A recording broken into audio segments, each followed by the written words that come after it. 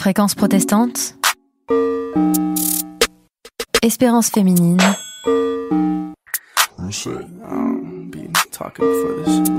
Carole Gallois. Bonjour à tous, moi c'est Carole, bienvenue pour votre 33e émission de Espérance féminine, l'émission qui met en lumière toutes ces femmes de l'ombre qui ont des parcours hors du commun et surtout qui portent l'espoir, que ce soit via une invention, une association, une musique ou un parcours, comme c'est le cas de Massoumeh Raouf Bachari-Doust, journaliste, ancienne prisonnière politique iranienne et auteure du livre Évasion de la prison d'Iran. Bonjour Massoumeh Raouf Bachari-Doust. Comment allez-vous ? Bonjour chère Carole, merci, je vais bien. Merci beaucoup Massoumeh Raouf Bachari-Doust pour avoir accepté l'invitation. Vous êtes la 33e invitée de Espérance féminine car vous êtes une femme forte et que vous portez l'espoir en vous. Merci aussi aux auditeurs qui sont avec nous.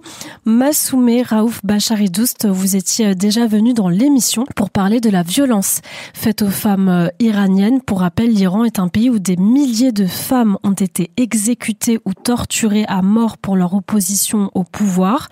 Vous étiez aussi venu nous parler de votre premier ouvrage, la BD Un petit prince au pays des mollahs, dans lequel vous retracez la vie de votre frère Ahmad, qui a été exécuté lors du massacre par le régime iranien de 30 000 opposants au pouvoir. On était alors en 1988. Et si vous êtes avec nous aujourd'hui, c'est pour nous parler de votre nouvel ouvrage, Évasion de la prison d'Iran, dans lequel vous expliquez cette fois-ci votre propre histoire. On va pouvoir justement revenir sur votre histoire en première partie d'émission et ensuite nous parlerons de votre livre Évasion de la prison d'Iran aux éditions Ballant. Massoumeh Raouf Bachari-Doust, on va remonter le temps. On est le 13 septembre 1981. Vous étiez alors en route pour assister à une cérémonie en mémoire d'une amie qui venait d'être exécutée par ce que l'on appelle les passes d'Aran, qui est en fait la Gestapo du régime des mollahs. Le jour même de votre arrestation, vous avez été torturée et soumise à un interrogatoire. Vous étiez alors soupçonnée de faire partie des Moudjahidines. Et après un procès qui n'a duré que 10 minutes, vous vous retrouvez condamnée à 20 ans de prison. Pour que les auditeurs comprennent bien votre histoire, pouvez-vous nous expliquer ce que c'est que le mouvement des Moudjahidines ? Oui. L'organisation des Moudjahidines du peuple d'Iran est un mouvement musulman progressiste qui est devenu la principale opposition au régime de Khomeini. Les Moudjahidines du peuple d'Iran ont été fondés en 1965 par des intellectuels partisans du grand leader démocrate iranien Mohammad Mossadegh, qui a nationalisé le pétrole iranien. Prônant un islam tolérant et démocrate, ils se sont opposés à la dictature du Shah. Ils ont trouvé du Shah qui exécutait ses fondateurs et bon nombre de ses membres. Après la révolution, les Moudjahidines du peuple ont trouvé un large écho auprès des jeunesses iraniennes. Afin de devenir la première force politique d'opposition à la dictature des mollahs. Les Moudjahidines du peuple ont refusé de cautionner les constitutions de la théocratie et le principe d'un guide suprême, comme le tuteur du peuple. Ça continue encore aujourd'hui. Ce refus leur a valu une très dure répression jusqu'à nos jours. Plus de 120 000 de leurs membres et sympathisants ont été exécutés par ce régime, dont 30 000 prisonniers politiques en 1988, dans une période de quelques mois, dont mon frère que vous avez cité. Donc si je comprends bien, ce mouvement est un mouvement de libération de l'Iran. Oui, bien sûr. Ce mouvement milite pour la liberté et la démocratie en Iran. Donc c'est le mouvement dont vous avez fait partie et que vous faites partie encore ? Oui. Et qui vous a valu un simulacre d'un procès qui n'a duré que 10 minutes. Oui, parce que le régime des mollahs, à l'époque, Khomeini a donné un fatwa contre tous les membres et sympathisants des Moudjahidines du peuple, reconnus comme Mohareb, ça veut dire ennemi de Dieu. Et ils ont rentré cette fatwa de Khomeini dans la loi, et toute personne qui était soupçonnée d'abord sympathie aux Moudjahidines du peuple était arrêtée, emprisonnée, et beaucoup d'entre eux, comme j'ai dit, étaient exécutés.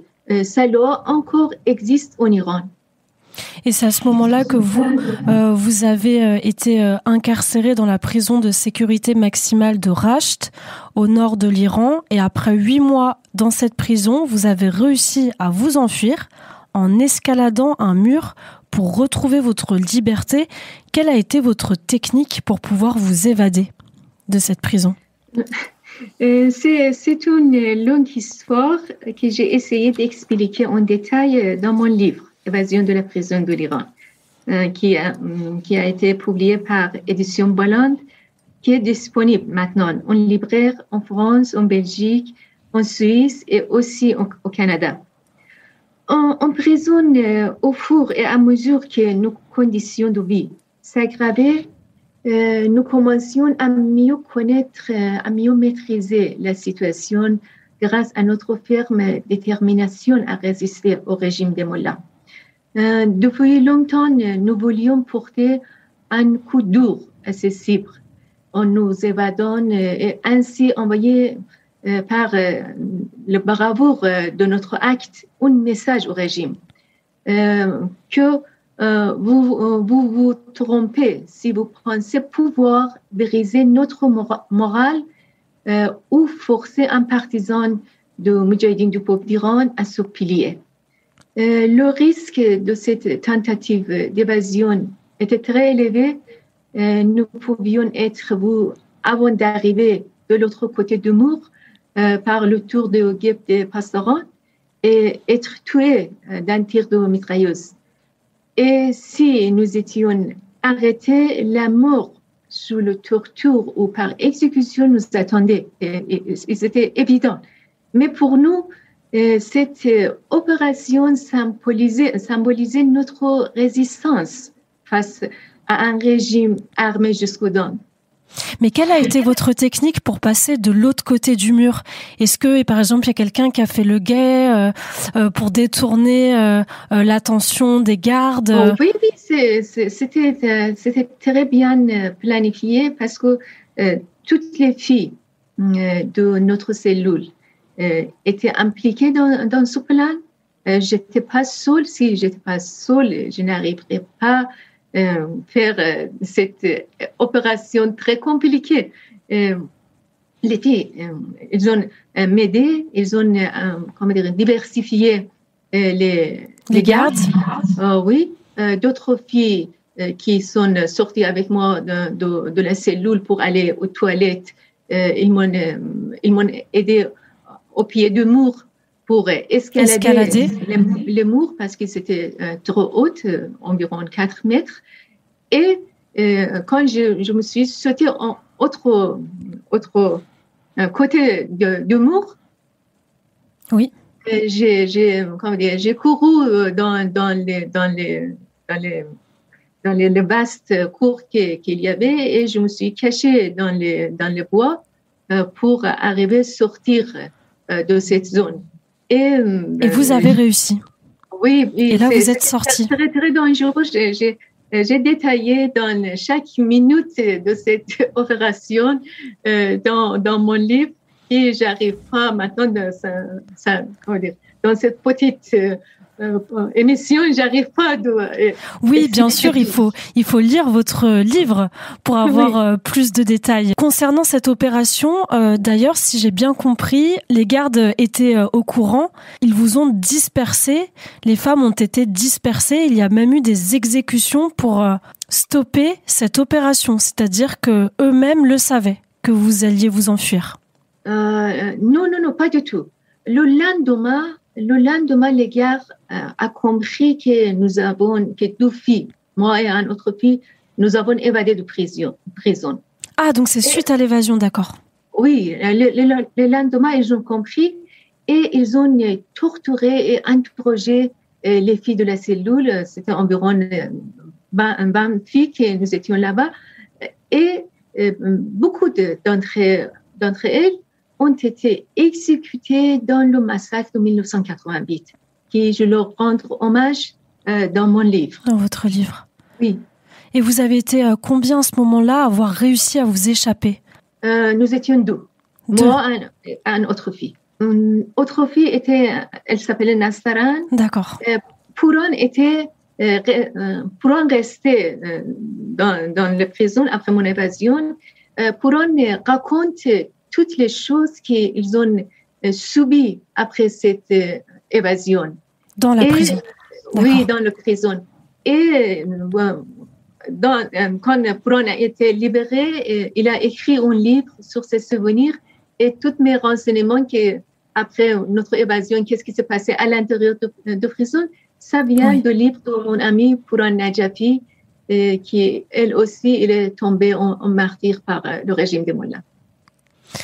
Et je recommande les personnes qui nous écoutent à lire également ce livre de Pouron Najafi. Est-ce que vous pouvez rappeler le titre? Oui, les héros et héroïnes. Héros et héroïnes. Oui, héros et héroïnes qui a été publié d'abord en personne, après en français et aussi en anglais. Et on peut trouver facilement sur Internet pour acheter ou commander dans les libraires. Après votre évasion de la prison de Rasht, comment avez-vous réussi à rejoindre la France? Avez-vous été aidé par exemple par certaines personnes? Franchement, au lendemain de mon évasion, une période très plus difficile encore de ma vie a été commencée. Tout avait été changé en 8 mois que j'étais en prison. C'était comme si j'étais entrée dans une autre époque ou sur une autre planète. À cette époque, je me sentais comme un membre de la résistance française dont le pays était occupé par l'Allemagne de Hitler. Il ne m'a pas été facile de rejoindre les Moudjahidines du peuple d'Iran. La communication était très difficile. Cette période de ma vie clandestine a duré 12 ans. J'ai trouvé refuge chez le réseau de la résistance. Il y avait des familles qui risquaient la peine de mort pour m'avoir accueilli. J'aurais certainement été arrêtée sans le soutien déterminant du peuple iranien. Grâce à l'assistance des gens, j'ai eu la chance de sortir de l'Iran et pouvoir rejoindre les rangs de la résistance iranienne. C'est eux qui vous ont aidé à ce moment-là à rejoindre la France? Oui. Pouvez-vous me dire ce qui vous a marqué le plus durant votre captivité? Est-ce que justement c'est ces moments où vous étiez clandestine? C'est un petit peu difficile pour moi, cette souvenir, mais d'un côté, les sauvageries du régime, qui ne respectait aucune loi et il n'avait aucune foi, sauf le soif de rester au pouvoir. De l'autre côté, la résistance épique de ces jeunes révolutionnaires passionnés, progressistes et avant-gardistes qui rêvaient un Iran libre et démocratique. La sauvagerie. Oui. C'est en tout cas ce que vous racontez dans votre livre. Votre combat est de traduire en justice les auteurs du massacre de 1988 en Iran, dans lequel vous avez perdu votre frère, Ahmad, qui avait alors que 16 ans. Même si ce combat reste impuni, on peut noter des petites victoires, même si elles sont petites, comme l'ouverture du procès en août dernier en Suède du tortionnaire Hamid Nouri, qui supervisait les tortures et les exécutions de nombreux opposants au régime iranien. Pour vous, ce procès, par exemple, est-il un signe que la voix des victimes commence à se faire entendre ? Oui, bien sûr. Je rappelle que cet tortionnaire, Hamid Nouri, était tortionnaire de prison de Gohardasht à Karaj. mon frère Ahmad était longtemps prisonnier dans ce prison-là. Il était le bureau aussi de mon frère. Grâce aux efforts de la résistance iranienne et des familles de victimes, nous nous approchons de l'objectif. Dans un rapport remis aux médias cette semaine, le rapporteur spécial des Nations Unies sur l'Iran, M. Javid Rahman, a pris instamment les communautés internationales de demander que soient traduits en justice les responsables de faits anciens survenus au cours des événements marquants qui à ce jour restent encore impunis, notamment des disparitions forcées et des exécutions sommaires et arbitraires de 1988 et des faits survenus en rapport avec les manifestations de novembre 2019. C'est la première fois qu'un rapporteur officiel des Nations Unies demande cette enquête internationale. Et pour faire reconnaître ce crime contre l'humanité, quels sont vos soutiens aujourd'hui ? Nous sommes, heureusement, que nous ne sommes pas seuls aujourd'hui. Amnesty International et à notre côté, en 2018, Amnesty International a publié un rapport de 200 pages sur ce crime contre l'humanité. En plus, le jeudi 27 janvier dernier, des centaines de signataires dont les prix Nobel ont exhorté dans une lettre ouverte le Conseil des droits de l'homme des Nations Unies a lancé une enquête internationale sur le massacre des milliers de prisonniers politiques en Iran en 1988. C'est désormais à l'ONU de jouer son rôle. Comme l'a souligné déjà Amnesty International, l'ONU et la communauté internationale ont gravement manqué à leur devoir envers les familles de victimes. Elle doit mener une enquête indépendante sur ce crime contre l'humanité. La publication de ce document est un premier pas positif pour vous ? Oui, bien sûr. Ça montre que les choses avancent. Selon vous, est-ce que le régime des mollahs peut-il s'effondrer ? Bien sûr. C'est pour nous, combattants de la liberté, c'est évident. Oui, c'est possible. L'Iran, regardez la scène politique de l'Iran, de l'intérieur de l'Iran. L'Iran de 2022 est un allumette enflammé dans une grange de paille. Mais malgré toutes les répressions, la société iranienne se mobilise de plus en plus contre les mollahs au pouvoir en Iran. Et la fin de ce régime approche. Les activités d'unités de résistance à l'intérieur de l'Iran deviennent de jour en jour plus fortes et plus spectaculaires au niveau national. Ça montre que l'apport a changé de camp. Ce régime, à mon avis, ne tardera pas à s'effondrer. Et si le régime des mollahs tombe, il existe d'ores et déjà une alternative crédible. Le Conseil national de la résistance iranienne, CNRI, qui est présidé par une femme formidable, Madame Mariam Rajavi. Elle possède un programme politique déjà défini qui bénéficie d'une reconnaissance internationale. Le CNRI milite en faveur d'une élection libre permettant au peuple iranien de se choisir de ses représentants politiques dignes à l'époque de la dictature religieuse que nous subissons encore. Par rapport à notre dernier entretien, on est dans une phase ascendante, positive des choses. Oui. Ça avance. Ça avance et comme j'ai dit maintenant, c'est l'apport qui est changé de camp et même le guide suprême, il est venu faire une interview dans les télévisions d'État pour exprimer ce crainte des activités des unités de la résistance en Iran et disait que toutes les activités de l'unité de la résistance est coordonnée par les mouvements des moudjahidines du peuple et c'est très dangereux pour les sauver du régime. On est très optimiste. On va pouvoir passer à la deuxième partie de votre émission, chers auditeurs, et parler un peu plus de votre livre Évasion de la prison d'Iran, Massoumeh Raouf Bachari Doust. Mais juste avant, je vous propose d'écouter Adele, Rolling in the Deep, et on se retrouve juste après. There's a fire starting in my heart, reaching a fever pitch and it's bringing me out the dark. Finally, I can see you crystal clear. Go ahead and sell me out and I'll lay your ship bare. See, I'll leave with every piece of you. Don't underestimate the things that I will do. There's a fire starting in my heart, reaching a fever pitch and it's bringing me out the dark. The scars of your love remind me of us. They keep me thinking that we almost had it all.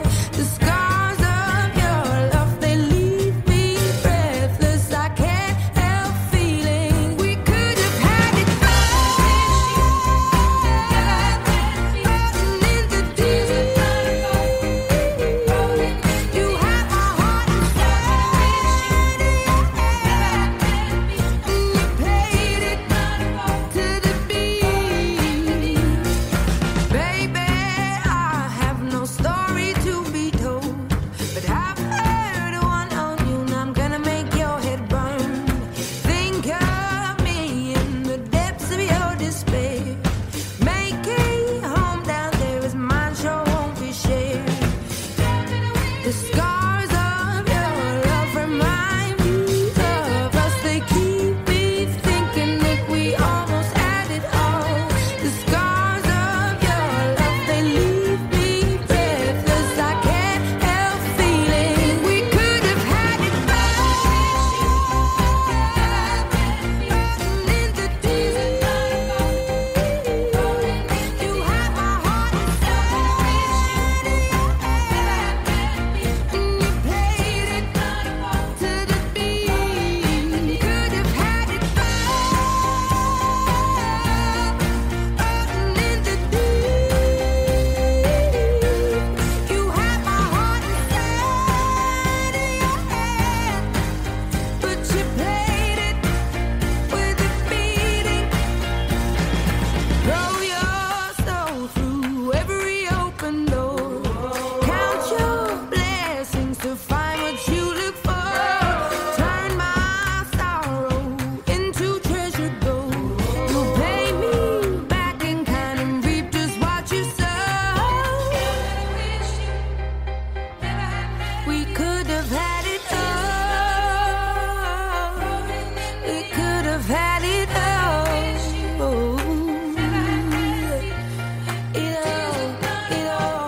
It all. We could have had it all. Vous êtes toujours sur Fréquence Protestante et je suis toujours avec Massoumeh Raouf Bachari Doust, ancienne détenue politique iranienne, journaliste et auteur du livre Évasion de la prison d'Iran. Massoumeh Raouf Bachari Doust, ça va toujours ? Oui, ça va, merci. Aujourd'hui, vous vous battez pour traduire en justice les auteurs du massacre de 1988 en Iran, où 30 000 prisonniers politiques ont trouvé la mort, dont votre frère Ahmad, qui avait alors que 16 ans. La publication de votre nouvel ouvrage Évasion de la prison d'Iran est une manière d'attirer l'attention sur ce crime contre l'humanité. Et pourquoi avoir choisi de l'écrire sous forme de roman et non pas sous forme d'un essai ou d'un témoignage pour en parler ? Oui, je explique parce que le massacre de 30 000 prisonniers politiques en 1988 reste un des événements les plus choquants dans l'histoire de la République islamique. Cette période noire de l'histoire contemporaine de l'Iran est restée méconnue dans l'opinion publique en Occident en raison de la politique de complaisance menée par les pays occidentaux vis-à-vis du régime des mollahs. Et aussi, on peut dire le silence complice de l'ONU.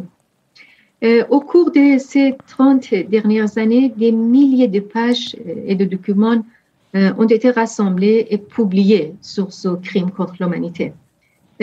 Parmi ces documents, on peut citer les enquêtes d'Amnesty International que j'ai déjà évoquées en 2018, l'enquête de Geoffrey Robertson, un avocat renommé des droits de l'homme et ancien juge des Nations Unies, 2 livres d'enquête de Tahir Boumedra, un autre responsable des Nations Unies, et un livre très documenté, livre Crimes contre l'humanité, publié par l'Organisation des Moudjahidines du peuple d'Iran, qui traduit en anglais et maintenant en français, qui contient le nombre de plus de 5000 membres des Moudjahidines du peuple exécutés dans ce grand massacre. Et il y a beaucoup de documents sur 35 commissions de la mort du régime qui Ebrahim Raïssi, l'actuel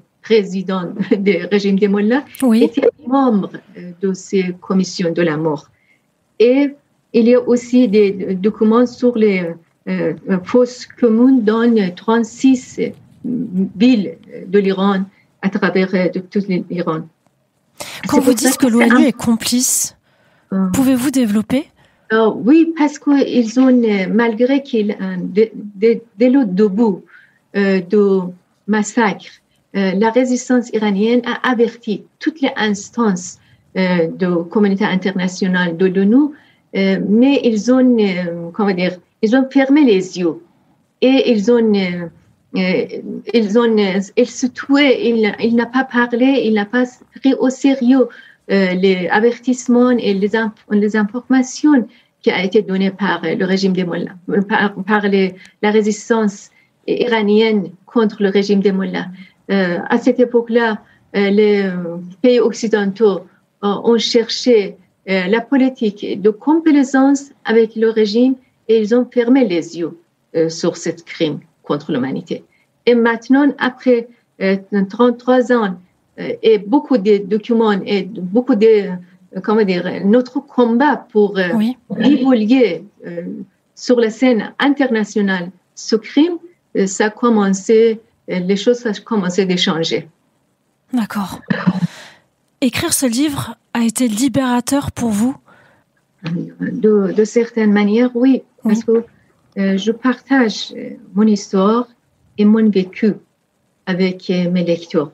Dans ce livre, je raconte une petite partie de la souffrance d'un peuple enchaîné qui lutte toujours pour sa liberté. Merci beaucoup Massoumeh Raouf Bachari-Doust pour le temps que vous avez accordé pour cette interview. Merci d'avoir honoré l'invitation pour la 33e émission de Espérance féminine. Merci aux auditeurs qui nous ont écoutés. Massoumeh Raouf Bachari-Doust, à bientôt. À bientôt, merci beaucoup. À très vite, chers auditeurs. Bonne suite des programmes sur Fréquence Protestante.